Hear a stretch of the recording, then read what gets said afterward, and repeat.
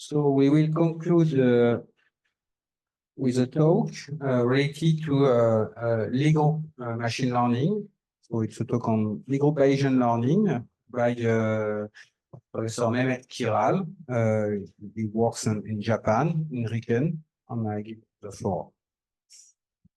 Thank you very much. Thank you very much for inviting me to here from Japan, and thanks a lot for staying after such a long day. So I'm going to talk about Lie group Bayesian learning rule, and this was some work that I did with Thomas Mellenhoff and Imtiaz Khan from Riken, and then there's some additional work that went into it, and these are the other contributors. Keiko Nishida, Koichi Tojo, and Kenichi Banai. So let me just start. What is Bayesian learning? And let me start by contrasting it with classical learning. So, all right, so we have a loss function. Both the model and the data go into the construction of the loss function. That could come from a neural network. And theta here is something like the parameters of the neural network. This is this could be like R to the P, where each of P is the number of parameters, and every weight is in here. And the loss function is a function from here to the positive reals. So classically, what you're trying to do is you try to minimize this. You optimize this, usually by some gradient method. The Bayesian learning rule, or what we try to do in here is try to find the distribution over the parameters such that, like, what does it do? Okay, so why try to find the distribution over the parameters? What's the logic? So the loss function usually comprises of is highly complicated, highly non-convex, and there's a lot of each of the data points in the training set contributes a loss contribution. You may or may not have a regularizer, and you have some loss landscape such as this. For example, this could be trying to differentiate between classified cat and dog pictures. And there could be more than one minima. And if you try to do gradient descent methods, you might reach theta 1 star or theta 2 star, depending on where you start and what method you use.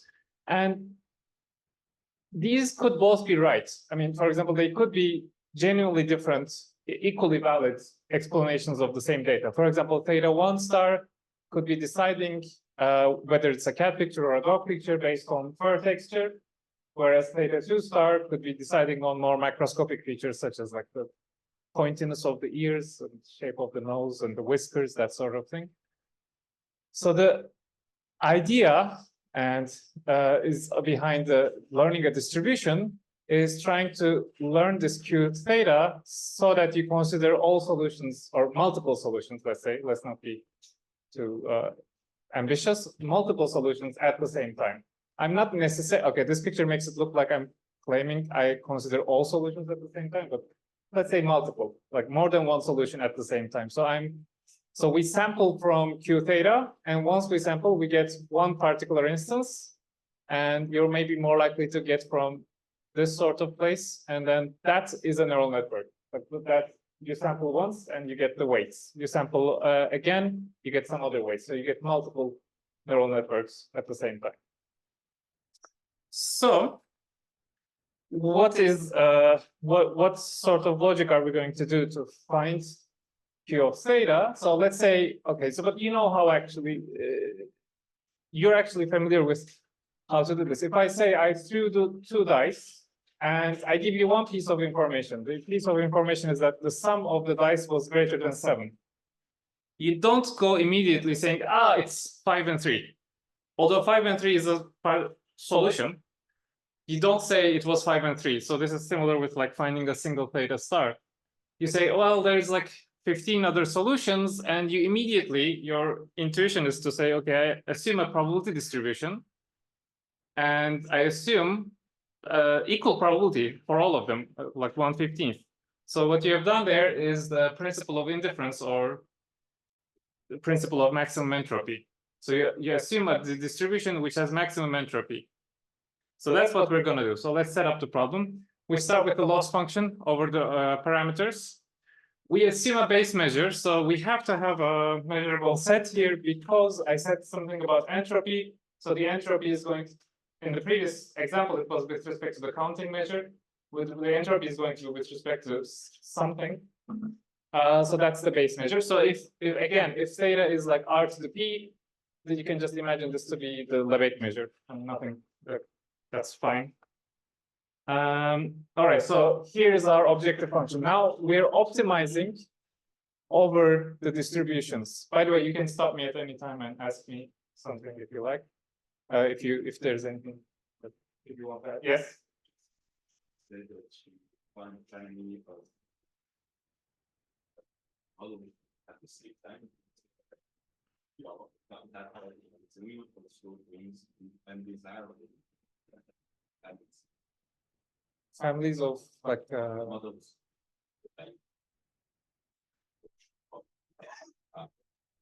oh, you're saying what if I choose a set of parameters that is undesirable? Yeah, so I'm hoping I won't by this sort of this is how we're finding the distribution. It's not any distribution, we're finding a good distribution. And this is the optimization, this optimization hopefully gives us a good distribution. So like which I mean is like undesirable weights, the probability of sampling undesirable weights should be vanishingly small, hopefully. All right, so we're the parameter is Q. So here Q is the density function. So I'm assuming I'm working in a set of probability distributions that are absolutely continuous with respect to the base measure, which means it's just like I'm working with the density functions. Is what I mean. Just Qs. I'm optimizing over Qs, and this comprises of two antagonistic terms. One of them is the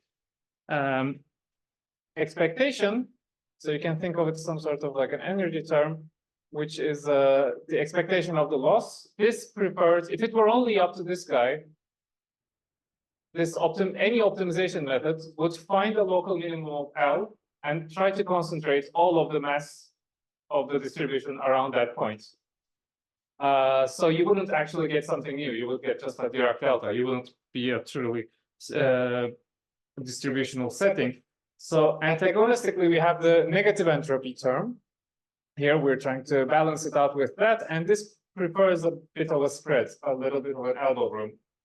So we're balancing these two, and the temperature term is a balancing. And by the way, this is truly a temperature term. This is a formally this is a thermodynamics or a statistical mechanics kind of setting. If you think of the first term as a kind of energy of neural network, the loss, if you think of the loss as a kind of energy, so what we're doing is in thermodynamics, you assume given an energy level, let's say you don't know anything else about the particles in the system, like you don't know, but you know the average energy level. Given that energy level, what is you just in thermodynamics, you assume the maximum entropy distribution of the states. Huh?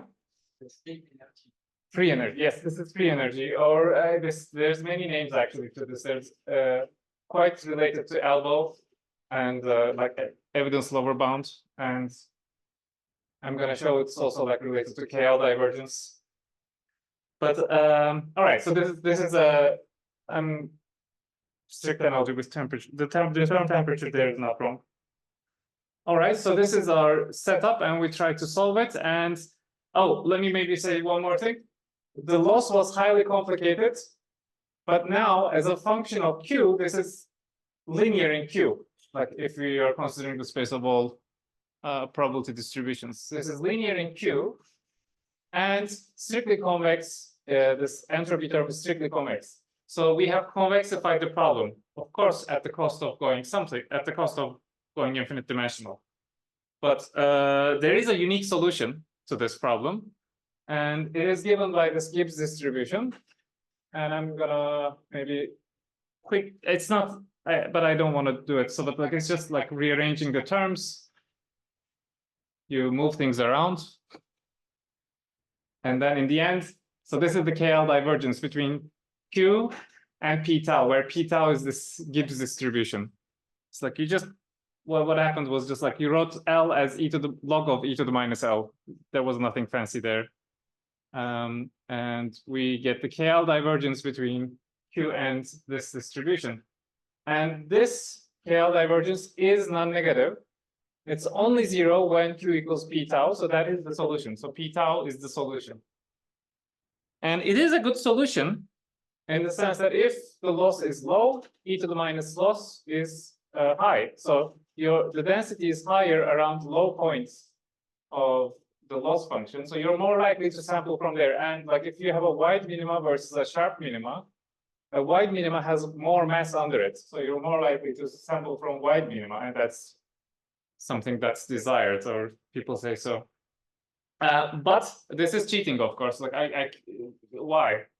I said loss was complicated. Then how am I going to sample from e to the minus loss? I mean, this should be equally complicated, at least.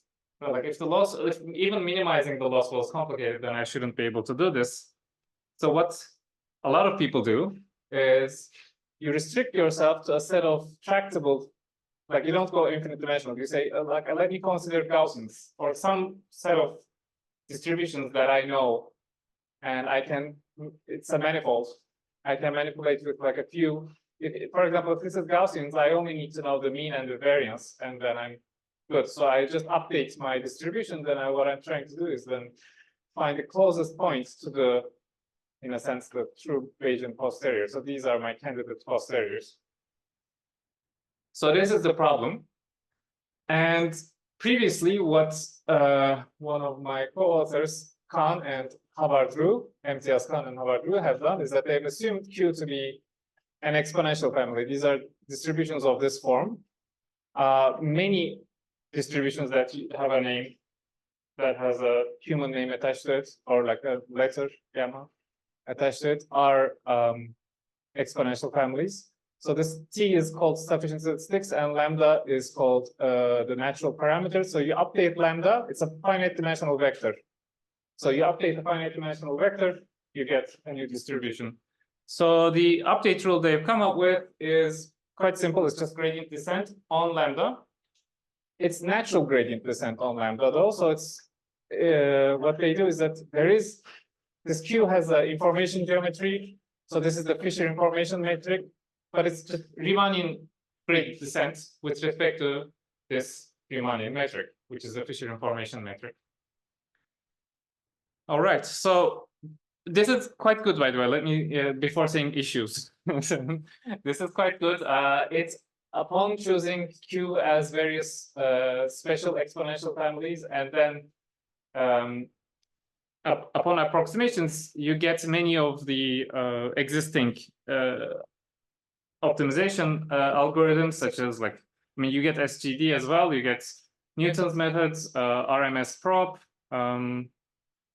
sharpness aware minimization. You get these things, but there are issues, at least with this formalism. Okay, so the first one is not a big deal. It's just a restriction. The candidates, this is this update rule is written for exponential families, but there are a lot of good exponential families, so this is not really an issue. But I'm just saying it. Okay, so the second one is a little bit more serious. Not every lambda is allowed. So notice that this needs to be able to be. You need to be able to normalize this. Like this needs to be integrable. And let's say we're in the case of Gaussians, T of theta, like let's say one-dimensional Gaussians, T of theta is theta squared, and lambda is lambda 1, lambda 2. So for this to be integrable, lambda 2 needs to be positive. But this update rule does not respect that at all, because there's nothing that makes sure that lambda 2 is going to stay positive. So like this is just like a vector update. So there's nothing on.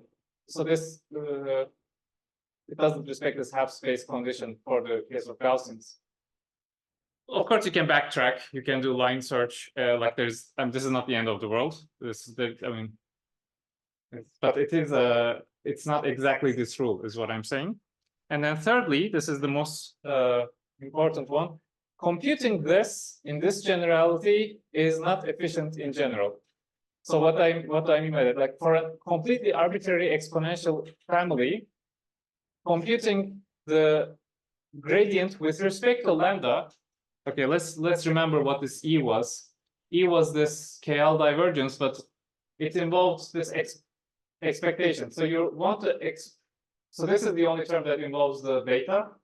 So you want to take the derivative of the expectation with respect to the parameter of the distribution. So there are methods to do this, but what you would like, if possible, is not only use the value of L, but also use the value, use the gradient of L. Because if you have a neural network, not just the value of L, but the gradient of the loss comes to you for free with like back propagation. So you would like to transfer the perturbation in lambda, the perturbation in the distribution, to perturbation in theta. You would want to have something that is able to do that, so that you're able to express this gradient in terms of something. So you want to express this not in terms of the gradient of lambda, but in terms of an expectation that involves gradient of L. Okay. I mean, also, like, the worst way you can do this gradient is numerical. It's like but it's the worst way. There's better ways. There's like the scoring method, but that only uses the value of the value of L, not the gradient of L. So we're not using something basically. Okay, so what is the remedy? So I posit that let's assume that a Lie group acts on the manifold. A lot of the cases, this is already true. Actually, all the cases that this paper was able to solve this problem and like work with it, there was already a Lie group action behind the scenes that allowed you to compute this. So assume this is true. If it's acting on the parameter, then it's acting also on the distributions by push forwards. Pick a Q0, any Q0, and then push it around, basically. Just consider the orbit of Q0 under the Lie group action. Yes.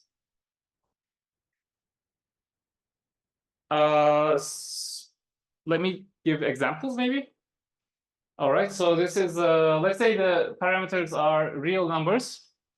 The group, in this case, is also the same, real number. So the group is acting on itself by addition. And then, so like 5 acts on 0 goes to 5, but anyway, plus 5 action. And then it also acts on the distributions by push forwards, which in this case corresponds to translation of the distribution of the density function. If the group is acting on itself by multiplication, then the distribution gets stretched out, but you also need to suppress it because it still needs to integrate to 1. This is like the Jacobian term. So I am assuming something here that the Jacobian determinant of the Jacobian does not depend on theta. I don't need to assume it, but later on I will assume it. So why not now? And you could have a combination of the two where you have both scaling and translation. So for example, the case of Gaussians, you can start with the unit Gaussian here. And so here the action, okay, let me maybe say what the action is. Here group elements are A and B. And on theta, the action is A times theta plus B. It's the affine action.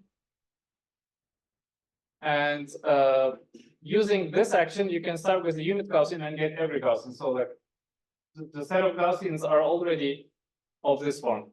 Like they are the push forwards of a single Q0 by a group, by a Lie group. So this is what we are assuming. So this is what we're positing, that our candidate posteriors are parameterized by a group in this form. And this is the way to transfer the variable, transfer the parameter of the distribution to a perturbation in theta. So I'm gonna, okay, so this is, so what you want to do is that you want to find a perturbation in G. So the problem has become an optimization problem in G now. So you want to find the direction in which to update. So you do that by the differential. And computing this is actually not that hard. So this, but I'm gonna skip to the answer. So at least the data contribution part. So you make a change of variables basically, and then differentiate so the t dependence goes inside of L, and then once you differentiate by chain rule, the gradient of theta appears. So this is an expectation that involves the gradient of the loss function. And again, you don't want to integrate because infinitely many. So what you do is that you sample from QG, and now you approximate, but now you're using actually the gradient of the loss. So I'm gonna make this concrete, but even more concrete. But this is what we are doing. So this is the data contribution, and the entropy contribution is actually easier. Okay, so what is the update rule then? So now, if I change the G, I am changing the distribution. So classically, in a loss landscape, what you do is that you start at a theta, and then you update until you reach a regional low loss. In here, I'm starting with a distribution. I'm updating the distribution until the distribution as a whole settles in a regional low loss, hopefully with a little bit of an elbow room. And the update rule, since is going to be as follows. So G is going to be updated by G times exponential. This is the group exponential of a Lie algebra element. This Lie algebra element is going to be the direction of fastest ascent. Of course, in order to be able to talk about a direction of fastest ascent, I need to have a metric, and I'm just going to choose the Fisher metric. I don't need the Fisher metric, but one property of the Fisher metric I need, which is the invariance under reparameterizations. But any metric that does that, I can use. So G1 is going to be updated by G times exponential. And what does this solve? So I could choose Q0 freely and push it around with a group. It doesn't need to be an exponential family now. Like in those examples, I started with like weirder pictures. It only depends on the group. The updates cannot overshoot. Like this exponential is always a group element. G times this group multiplication is always going to stay in the group. And every time you have a group element, Q to the G, it's like the push forward of Q is a element of your candidate posteriors. So you're not leaving your candidate posteriors. So you're not leaving the family. And the gradient can be computed in general. So this is I would say this is the correct generality to have the reparameterization trick, the so-called reparameterization trick. What I'm saying is like this is the place where we are. Okay, so this is a cartoon. This is not real, but so this is what we're doing. So moving the G from Q to inside of L. It's by a change of variables, and then taking the derivative. This is the cartoon. It's not exact, but it's like I didn't want to write all the details because I thought it would get more complicated. And this is called pathwise gradient estimators. But the point is that the pathwise gradient estimators is slightly more general. I don't think we need this. The point is that we always have this in this setup. Like once you assume your family is connected to each other by a transitive group action. And we have two bonus things. The Fisher metric is invariant under translations by G. And so you don't need to compute it at different points. And secondly, the tangent direction. So like the way this update rule has been written, notice that this Y is always at identity. Like it's always in the Lie algebra. It's always at the tangent. So I'm always taking a small step at G, which means the small step is a tangent vector at identity. Because of this, we can accumulate. So they all lie in the same vector space. And then I can add this. So like in general, for learning on a manifold, if you're doing gradient descent on a manifold, like you have one vector that's here, your next step, the tangent vector is in another direction, your next step tangent vector is in another direction. But because we have the Lie group, we are able to set the problem so that all of the tangent vectors can be pulled back to identity, and they're all living in the same tangent space. So we can do momentum. By momentum, I mean not the physical momentum, but like momentum from machine learning, where you just add up the previous, you just do an exponential averaging of previous gradients. So in usual machine learning, this is kind of trivial because you're always working on a flat space and your previous gradients are always in RP anyway. And this is just saying that the group is a similarly easy setting where you can add the previous gradients because they're all in the Lie algebra. Okay, so all right, so what does this look like? In the case of the additive group, it's actually almost trivial. So if, for example, if Q0 was almost like Dirac delta at identity, Q sub G, or it should be Q super G. Anyway, QG is almost Dirac delta at G.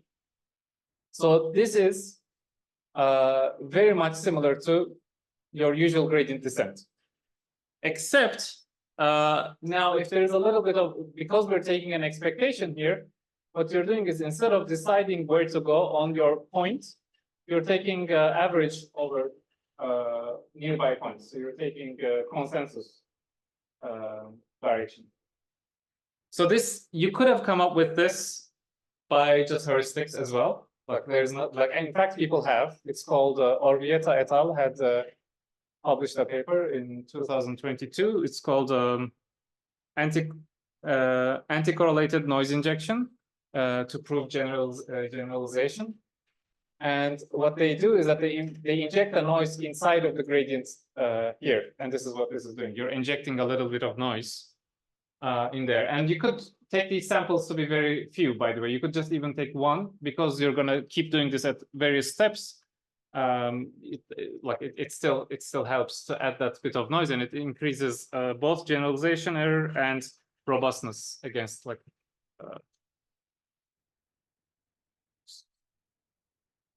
making images corruptions, against corruptions of the image. All right, so this is what the multiplicative rule looks like. So this is not that hard either, but I would have had a harder time coming up with this. So it's theta times the gradients, done. So this is one dimension, I guess I did. But if it's multiple, it's like theta times the gradients multiplied component-wise. The affine groups looks slightly more complicated, but it's not hard to implement on a computer at all. So let's see how they learn. So these are just some update rules, but what do they look like? So let's do the multiplicative group. So the thing with the multiplicative group is that the parameters need to be positive. So I need to set up a system where the parameters are going to be positive. And one natural way to think about this is to take our cue from biology, where we have excitatory neurons and inhibitory neurons. And in an excitatory neuron, all the synapses that come out of the excitatory neuron are just going to have positive weights, and the inhibitory ones are going to have negative weights. The weights, the signs are going to be fixed. The magnitude is the parameter. So the magnitudes are always positive. So this is what we're assuming. The weights are always, magnitudes of the weights are positive. And at each layer, the map is something like this, where we take the difference between the excitatory neurons and the inhibitory neurons. And the update rule, to be a bit more concrete, looks like this. We compute the momentum from, so the new momentum is the previous momentum times b, a beta, which is just 0.9, a small number, less than a number less than 1, and the current gradient, which is where we compute the current gradient by just, it was theta times gradient of L at theta, and you can in fact compute the theta by just sampling from your original distribution and just pushing it with, this is what you do with also the normal distribution, right? You first sample from the unit normal and then translate and stretch. So this is what you do to sample from any Gaussian. So again, we just need to sample from the unit really and then get all the others. And the update rule, this is a component-wise exponentiation, and this is again component-wise multiplication here. Okay. What was a little surprising is that once we learned with this rule, we look at the unit first hidden layer and look at all the weights that come to a given hidden neuron. So these are acting like filters to the image. So like all these weights are a filter which detects a particular thing or not. And if you look at the values of these weights and you make them into an image, you're seeing a filter, and that ended up being sparse and localized. So that was a little surprising for us. So that came from the multiplicative learning rule. And so let's compare so again, remember the additive rule is very similar to SGD and the stochastic gradient descent, and we have multiplicative learning rule. They both learn. So these were small neural networks. They both are able to learn in the sense that they have the same accuracy, very similar accuracy. The expected, the calibration error of the multiplicative learning rule was slightly better, but I don't know if that's important. But they both learn, but the learning behavior is different in the following sense. The filter, so these are the most activated hidden neurons in the first layer of the neural network.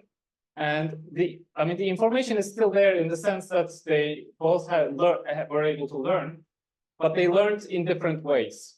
So the multiplicative learning rule learned filters which were very sparse, extremely sparse actually, and localized.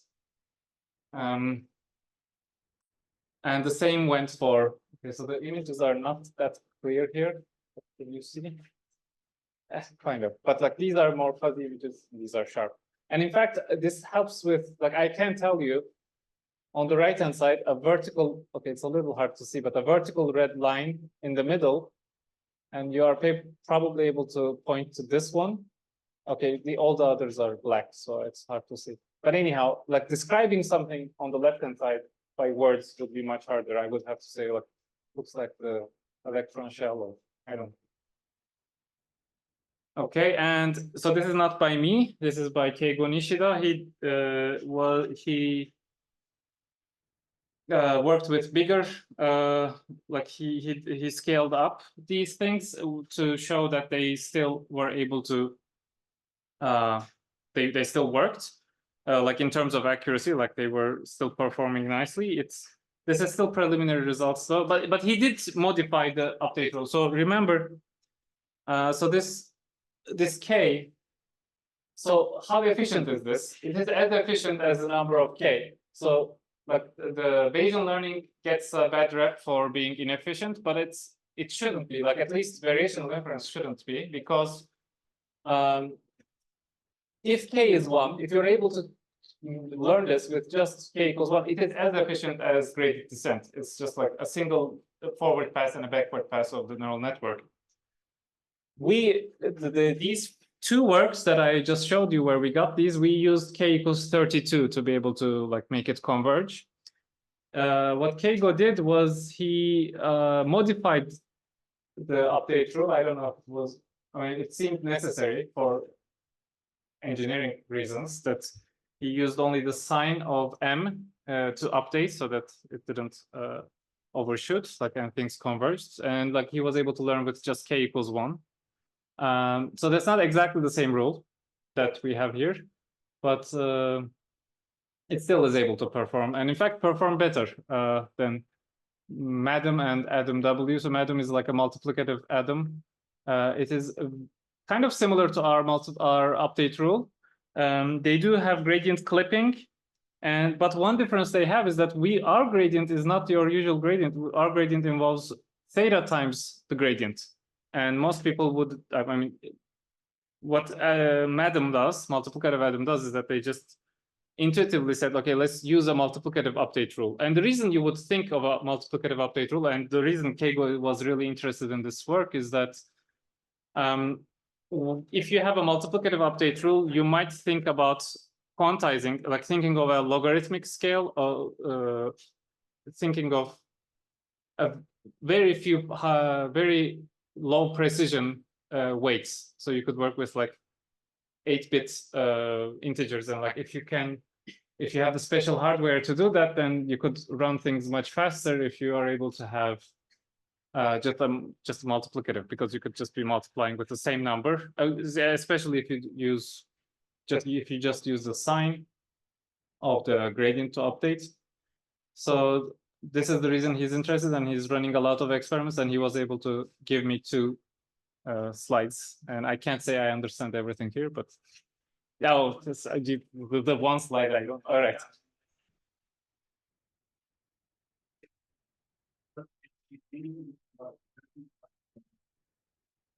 Yes. Yeah, so the learning rate is, so I asked about it, like what is happening here, like what is this weirdness, and he said it's with the learning rate, like when the learning rate is, so there is like a jump in the learning rate from 0.3 to 0.1 to 0.05 or something, like the learning rate is decreasing, and this is the point where the learning rate becomes low enough so that the Madden is able to converge. You could be right about that. I mean, this is still preliminary work. I mean, I wouldn't. So yeah, I mean, I don't know if it should work better than SGD or not.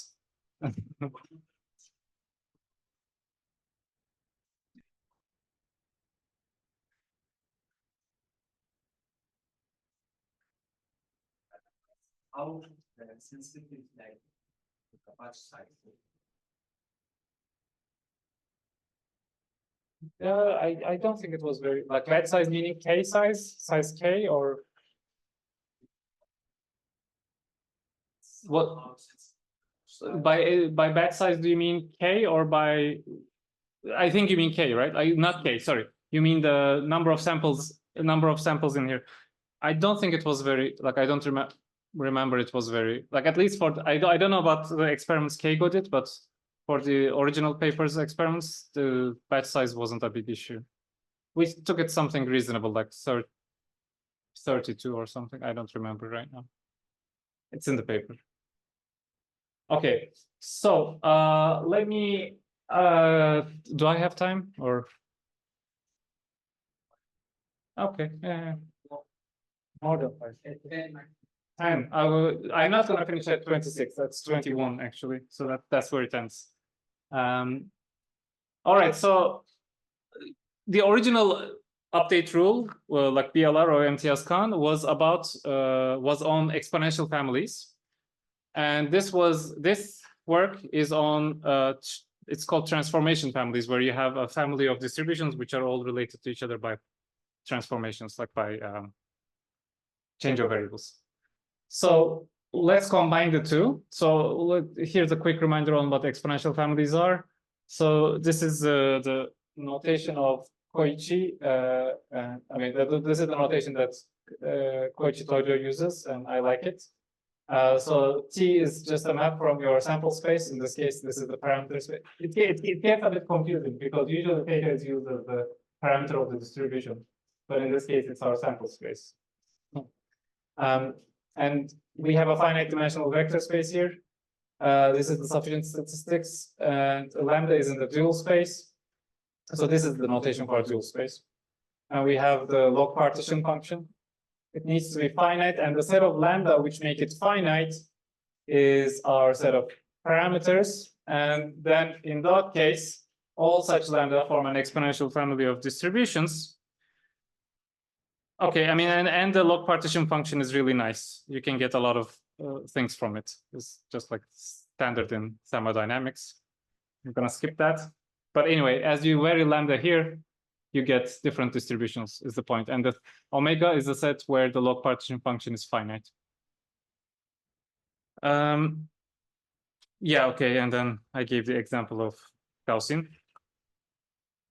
And you're only allowed lambda 2 equals positive.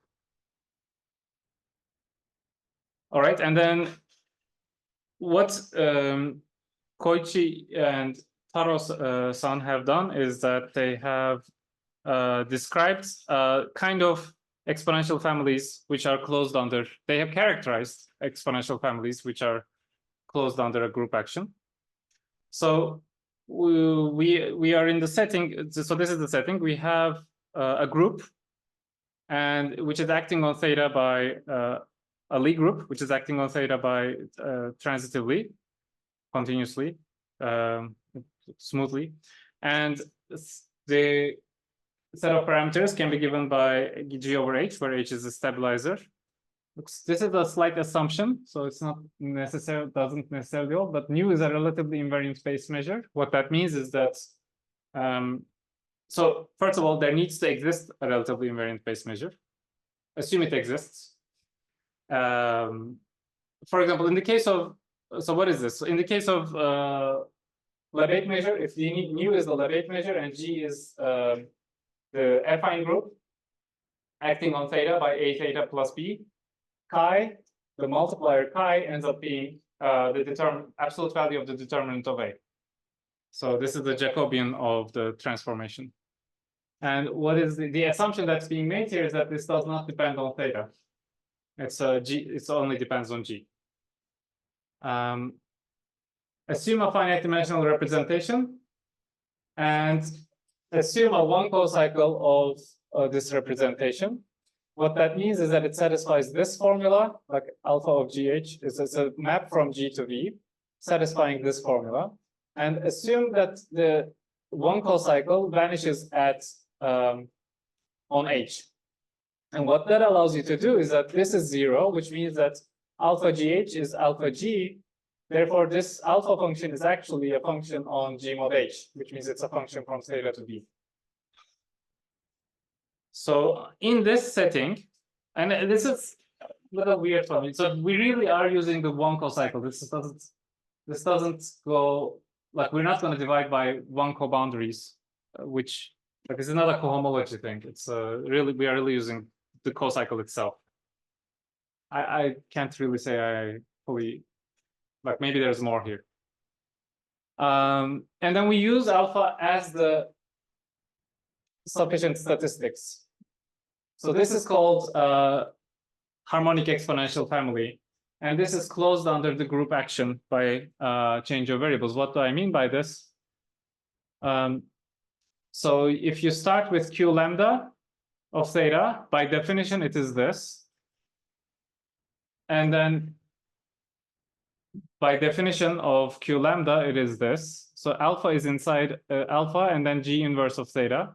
So the whole point of this alpha is that it's able to push, like, you're able to take this G action from inside to outside by pi of G, by a matrix multiplication on the vector.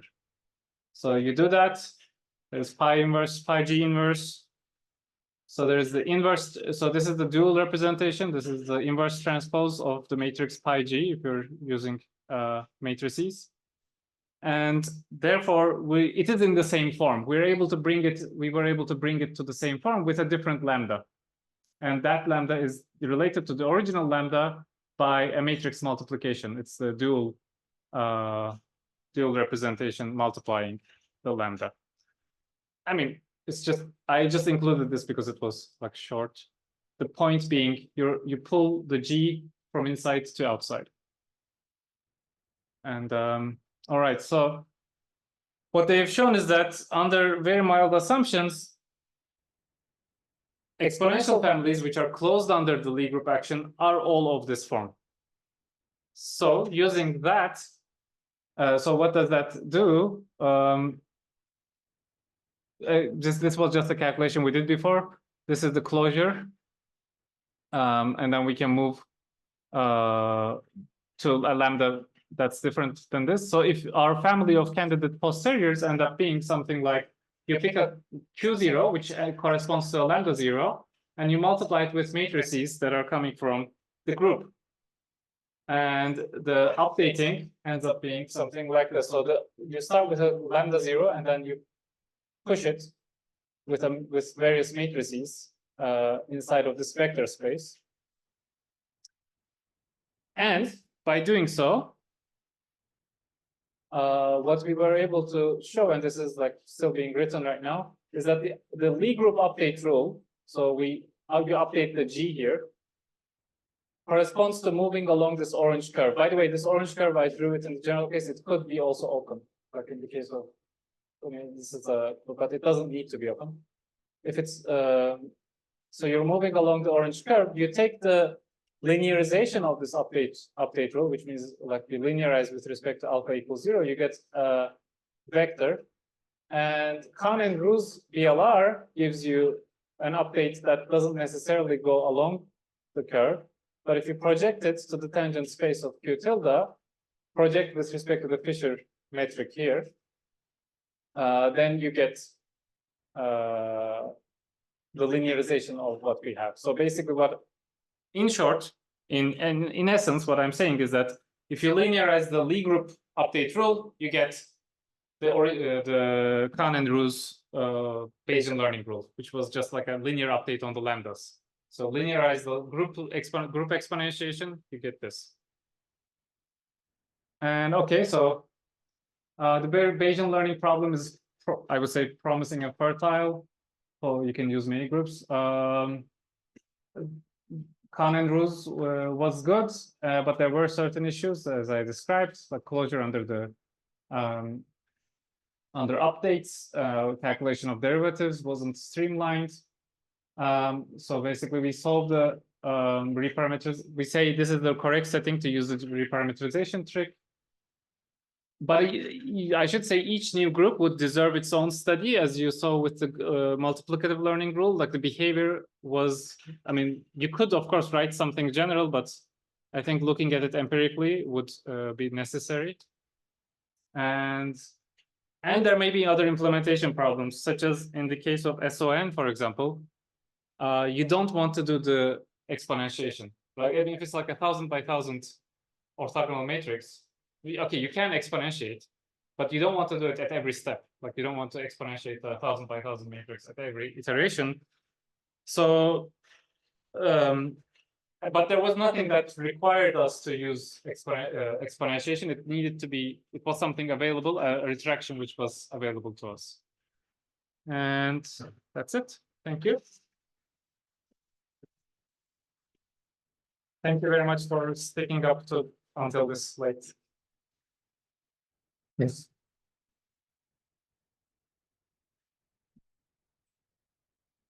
Hi, thank you for a nice talk. Can you go back, please, to this where you show us the quotient G modulo H, and you saw, yeah, exactly with this one. Can you, is this true that, is it correct what I understand that you can, based on the H, extended this kind of trick to the whole G? Is that the statement of the slide, or what is the statement of the slide?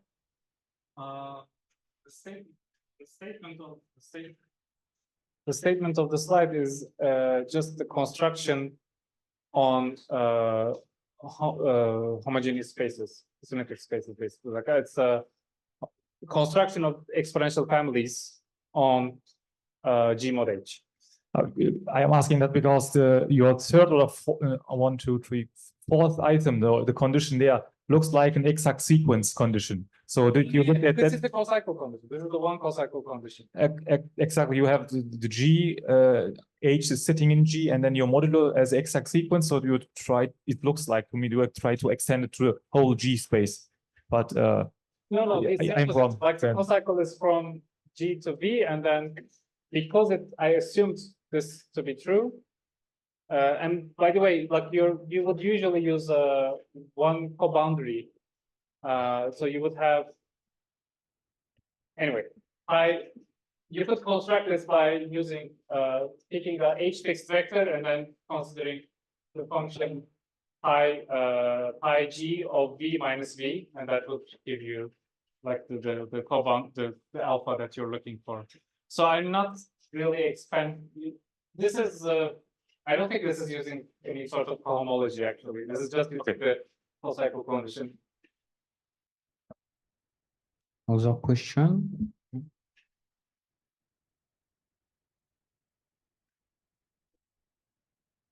Yeah, thanks for the nice presentation.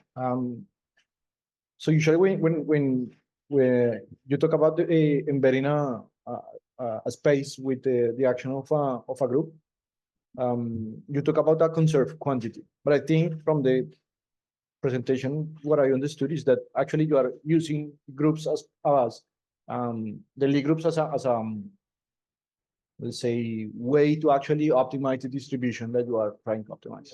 But is there a notion of a conserved quantity? It's like I saw in some slide that you were saying that the Fisher metric was invariant, but I'm not really sure if it is actually to the group, to the Lie group itself, or only a specific set of transformations. So the Fisher metric is invariant in the following sense.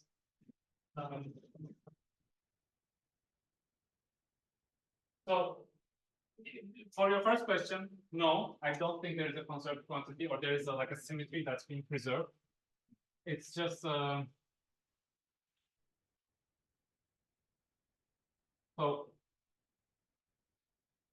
if this is your group and this is your manifold. Here's the identity. Here is G.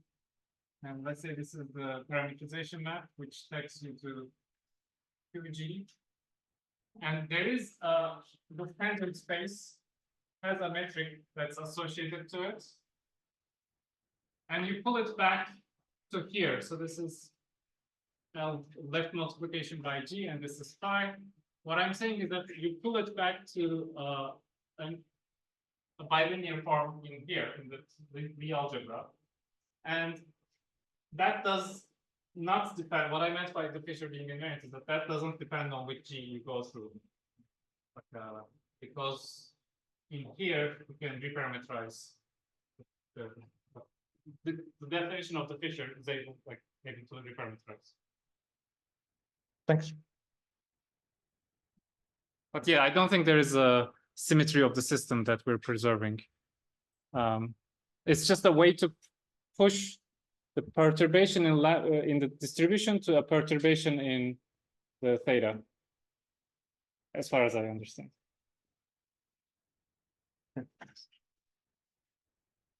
You mentioned computing the exponential in SON, but in practice, your N, how large is it? Okay, so can I open this again, like the slide, or maybe like yeah, no, yeah, let's turn it on. Yes. Okay, so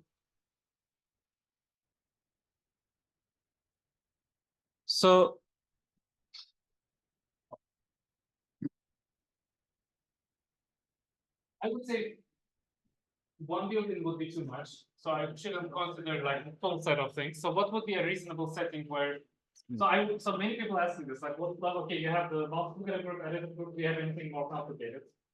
And like SON, and I didn't want to just make a rule for SON unless there was like a good use for it. So is there something that we would want to keep orthogonal, like the angles between them orthogonal? And one application could be in the attention heads of a transformer, there are matrices like the weight matrix of keys and weight matrix of queries, and a work of Molay Tao suggests that keeping the keys and queries orthogonal to each other in the weights, during training is good. Like it's better for learning, although like yeah, I mean, it was better, like slightly, marginally better, but better. So what is the size of that? That should be 512 is the embedding usually that's used in a transformer. Like the embedding space of a vector is 512 dimensional, at least in the original one. So maybe it's like a few thousand right now. So it is n by m matrices with orthogonal columns being acted on by, so that those are my parameters. My parameters is the Stiefel manifold where we have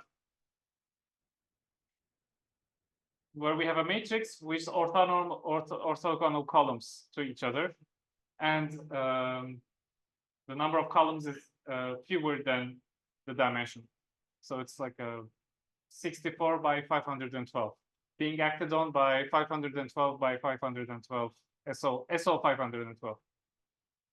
So we have this matrix, these columns are orthonormal to each other, and I multiply by x over 500. And one way to try to exponentiate this would be to not exponentiate it, but you find another retraction, which I have done, but so this is the thing that we want to do. Let's give symmetric matrix here. That's in the Lie algebra, and I want to exponentiate it. But instead of doing that, I assume I can just consider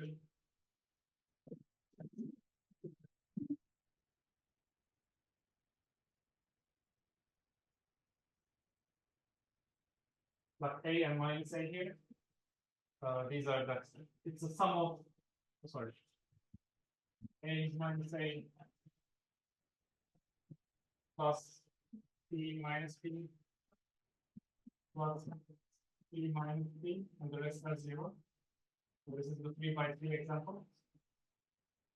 So instead of saying I want to exponentiate the skew symmetric matrix, I can say, let me just assume that the exponentiation factors out, which there is no good reason I shouldn't assume, because like I just made up the exponentiation in the first place anyway. The whole reason of the exponentiation is just to have a retraction onto the group again from the Lie algebra.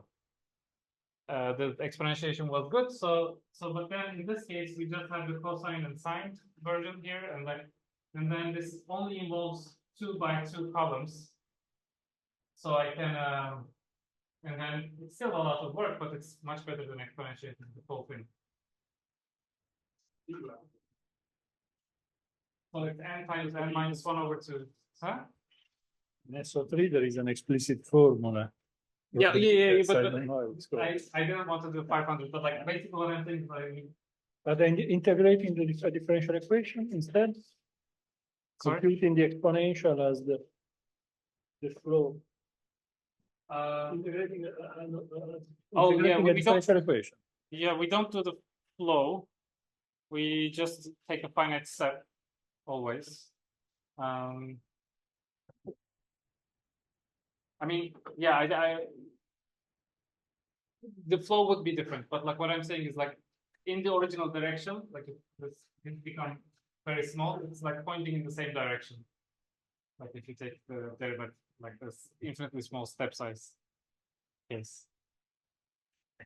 Just for information, there is an algorithm of Suryo to compute the exponential map of a matrix. And yes, invited this algorithm when he was an engineer at Onera. So it's how to compute the characteristic polynomial of a matrix. Classically, you know that the first term and the last term is related to the trace on the determinant.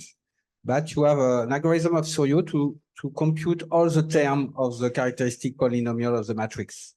And you can use that to define exponential of this matrix. So you recover for classical group Rodriguez formula. So it's very efficient, and they are used by Superhero for vibration system. But it could be interesting to look at for exponentiation of matrices in general case. The Suryo algorithm could be very useful. Maybe, yeah. I mean, yeah, it depends. Yeah, look, especially if we go to transformers, it needs to be extremely efficient. So I would rather not exponentiate, but yes, I would try. Okay, no more question. So thank you, everybody. I hope it's motivating you for exploring machine learning on Lie group. So we have seen with Suryo that we can define Gibbs density covariant under the action of Lie group. So you can make statistics on Lie group with the Suryo model. You have also the extension with metric elliptic flow that has been explained by Cueto to use in physics inform, especially thermodynamic inform neural networks. We try to explore the structure of metric elliptic flow on foliation, on this transverse foliation with a complete integrated system, and also with François Lodenbach. And also the extension of information geometry on the model of Suryo by Noemi. And we conclude with statistics, Lie group Bayesian learning. So I think there is many applications of this technology. So I invite you to explore and to contact the author if you want more references of, on their paper. Thank you and see you tomorrow. We will start with Professor Alassonnière, which works at University Paris Descartes, I think so, in the domain of machine learning for medicine. And the tomorrow will be more dedicated to geometric deep learning. Thank you.